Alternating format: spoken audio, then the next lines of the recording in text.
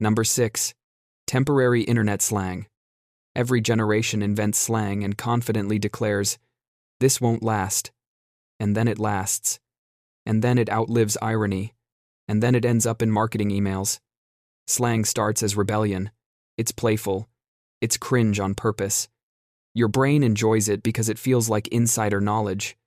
You're in on the joke. But repetition kills irony. The more something is used, the more normal it feels.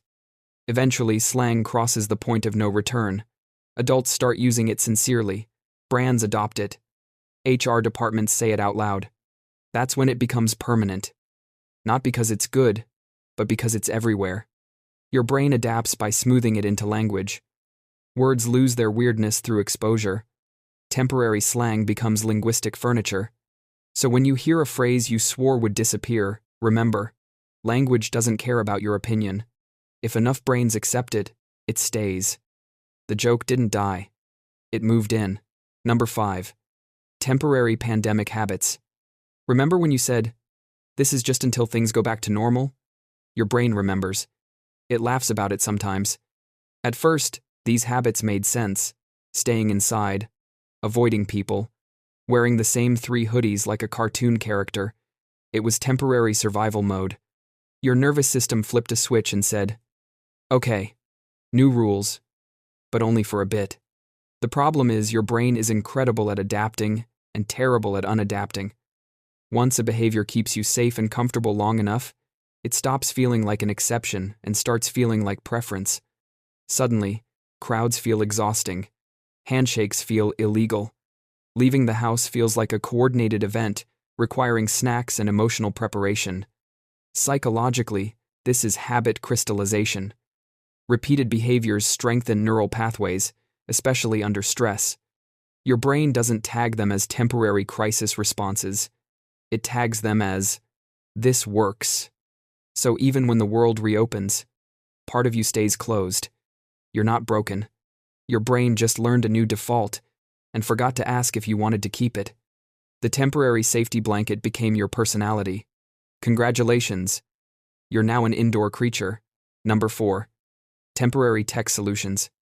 You ever buy a cheap charger because it'll do for now? That charger is now your main charger. It sparks. It bends at a 45-degree angle. It only works if you hold it like you're performing a ritual. Temporary tech solutions survive because of sunk cost fallacy. The more time you spend adapting to something bad, the harder it is to replace it. You've learned the angle, the pressure, the exact moment it decides to work. Your brain hates waste. Replacing it feels like admitting defeat. So you keep using it, even though it's actively hostile to you. This applies to software, hardware, and that one app that crashes but you know its quirks. Temporary becomes permanent the moment you learn how to suffer efficiently. Basically, your technology didn't improve. You just lowered your standards and called it compatibility. Number 3. Temporary relationships. You tell yourself it's casual, low stakes, just seeing how it goes. And then 3 years pass, and you're arguing about what to eat like it's a legally binding contract. Humans bond fast, faster than we admit. Your brain releases attachment chemicals without checking your intentions. Oxytocin doesn't care if this was supposed to be temporary. It just goes, "Oh, we're doing this now." The longer something stays in your life, the more it integrates into your routine. Your brain loves routine, even imperfect ones, especially imperfect ones. They're predictable. So the temporary relationship becomes emotionally load-bearing. Ending it feels like removing a support beam, even if the structure was never meant to be permanent. You didn't plan to stay. Your brain just unpacked its bags without asking. Number 2. Temporary rules. Just this once. That's how every permanent rule begins. Temporary rules are made during chaos, emergencies, special occasions. They're supposed to expire. But your brain loves consistency more than logic. Once a rule exists, breaking it feels wrong even if the reason for it vanished. So the exception becomes tradition. Shoes off in the house forever.